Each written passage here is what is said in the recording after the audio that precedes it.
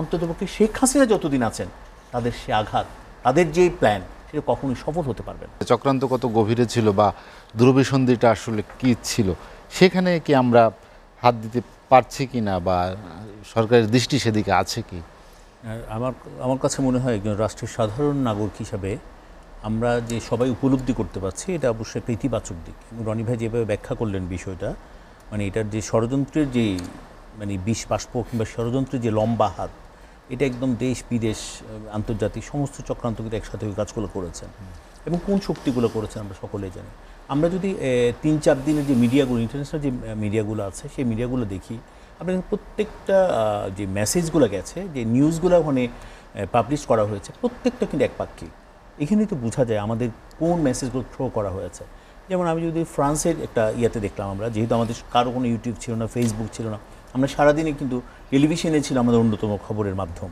এবং আমরা দেখেছি সেখানে দুইটা নিউজে বাংলাদেশের একজন নোবেল লরিয়েটের বিচার চলছে, আর বাংলাদেশের স্টুডেন্টদের যে প্রবলেমটা চলছে, এটাই মনে হয় পৃথিবীর একমাত্র আর পাশাপাশি যদি আমি ধরি, ইসরায়েলের যে 21,000 শিশু নিখোঁজ রয়েছেন, সেই ব্যাপারেও তেমন গুরুত্বের সাথে কোনো নিউজ নেই। মনে হচ্ছে এই দুইটা ঘটনা কিন্তু পৃথিবীতে একদম মানে সামাল দিতে পারবেন এই ধরনের একটা ঘটনা, কিন্তু এই দুইটা ঘটনা এইটাতেই বোঝা যায় এটা কত গভীরে ছিল। আর পাশাপাশি আমরা দেখি, বিশেষ করে 28শে অক্টোবরের বিএনপির আগে এবং পরে আমরা দেখেছি বিশ্ব মোড়লরা কীভাবে আমাদেরকে নিয়ে মাথা ঘামিয়েছে, এবং তারা চেষ্টা করেছেন বাংলাদেশে অস্থিতিশীল পরিবেশ তৈরি করতে।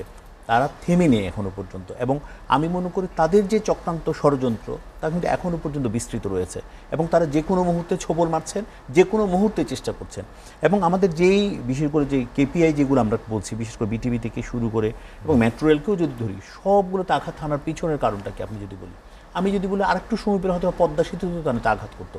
আবার এটা যে টানেলের কথাই চিন্তা করেন না, টানেলের কথা যেটা একদম বঙ্গবন্ধু টানেল, আমরা বিশেষ করে আমরা চট্টগ্রামের মানুষ আমরা খুব প্রাউড ফিল করি ওই বঙ্গবন্ধু টানেলটা নিয়ে, সেটাও কিন্তু মন্দ না, কিন্তু এটাও কিন্তু যে কোনো মুহূর্তে এটাও করতে পারতো। হয়তো সর্বশক্তি কিংবা সব কিছু মিলিয়ে তাদের ব্রেন কোথাও কোথাও ফেল করেছে, তারা এখান থেকে পিছপা হতে বাধ্য হয়েছে নেই। কিন্তু একটা জিনিস দেখেন, আমরা যখন একদম সারা বাংলাদেশে একটা অস্থিরতার মধ্যে যাচ্ছেন, যেমন আমি যদি বলি শুক্রবারে কারফিউ জারি করো, বৃহস্পতিবার আমরা ধানমন্ডি 3-এর পার্ট অফিসে কিন্তু সবাই আওয়ামী লীগের সেন্ট্রাল নেতা থেকে শুরু করে সকাল থেকে রাত অবধি আমরা ওখানে ছিলাম। যে কোনো প্রতি মুহূর্তেই মেসেজ আছে, যে কোনো মুহূর্তে আক্রমণ হবে আমাদের অফিস, যে কোনো মুহূর্তে আওয়ামী লীগের অফিস জ্বালিয়ে দিবে। এবং সেদিন স্বাভাবিকভাবে আমরা যদি বলি দিন শেষে আমরা সবাই আমরা এক ধরনের উদ্বিগ্ন ছিলাম, হয়তো বা হতেও পারে এই বিষয়টা। এই ধরনের একটা পরিস্থিতির মধ্যে আমরা ছিলাম।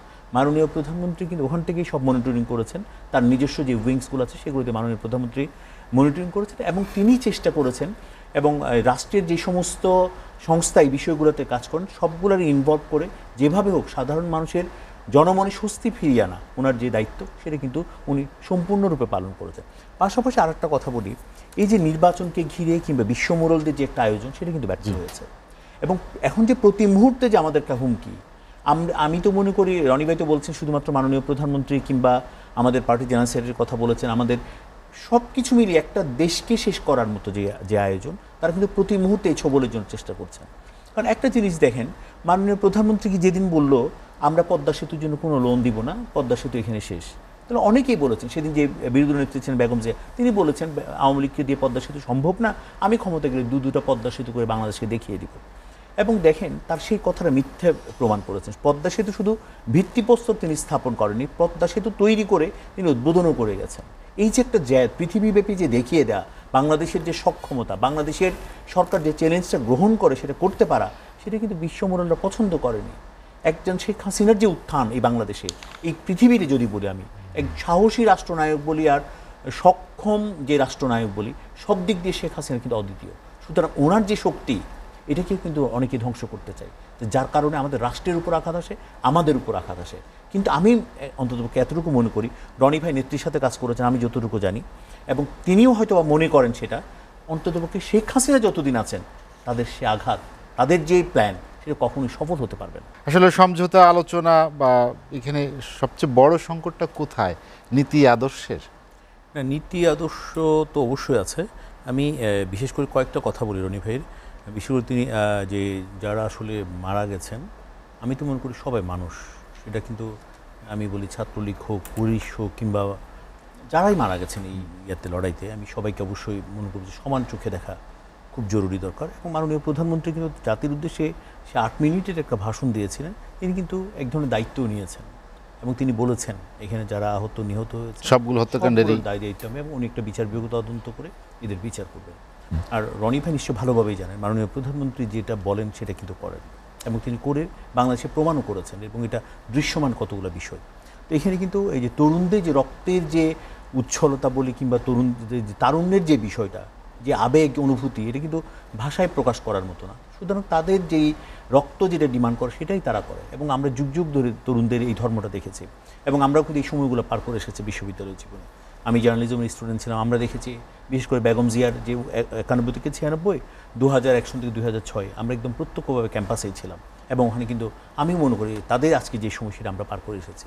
কিন্তু তরুণরা কোথাও যেন কেনাবেচা না হয়, যেই রনি ভাই যে আশাবাদ ব্যক্ত করেছেন আমরাও মনে করি তরুণদের ধর্মটাই তো আলাদা, তারা কেন টাকার কাছে নত হবে।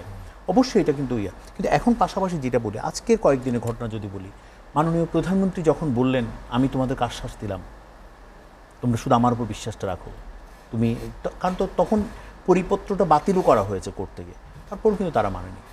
এত কিছুর পরেও মাননীয় প্রধানমন্ত্রী আইনমন্ত্রী মহোদয়কে দায়িত্ব দিলেন এবং তিনি খুব সঠিকভাবে তরুণদেরকে হ্যান্ডলিং করতে পেরেছেন এবং তাদের যে আশ্বাস দিয়ে তারা যে দাবি দাওয়া উত্থাপন করেছে দাবিরই প্রতিফলন ছিল এবং প্রতিফলন ছিল এবং তারা বলেছেন 95% সাধারণ মেধাবীদের থাকবে আর 5% কোটা থাকবে, সেখানে কিন্তু 7% হয়েছে এই। এবং তাদের মূল যে দাবিগুলো ছিল প্রত্যেকটা জায়গায় কিন্তু, এবং তিনি কিন্তু আইনমন্ত্রী মহোদয় কিন্তু বারবার একটা কথা বলেছেন, তোমাদের দাবিটা খুবই যৌক্তিক এবং আমি মনে করি এটা মানাটা খুব কঠিন হবে না। এবং সত্যিকার অর্থে কিন্তু এটা একটা দৃশ্যমান আজকে সেই দাবিগুলো মানা হয়েছে এবং এটা একটা আমি বলবো যে এখন অন্তত পক্ষে আর কোনো আলটিমেটাম কিংবা আর কোনো কিছু দিয়ে জাতিকে বিভ্রান্ত করা কিংবা টোটাল যে একটা আমাদের সফল যে পরিণতি আন্দোলন কিংবা যদি বলি আজকে কোর্টের মাধ্যমে হোক আর ইয়ার মাধ্যমে শেষ করতে চাই, হাতে সময় নেই, সফলতাকে আমি বলছি আর বিভ্রান্ত করা উচিত হবে না।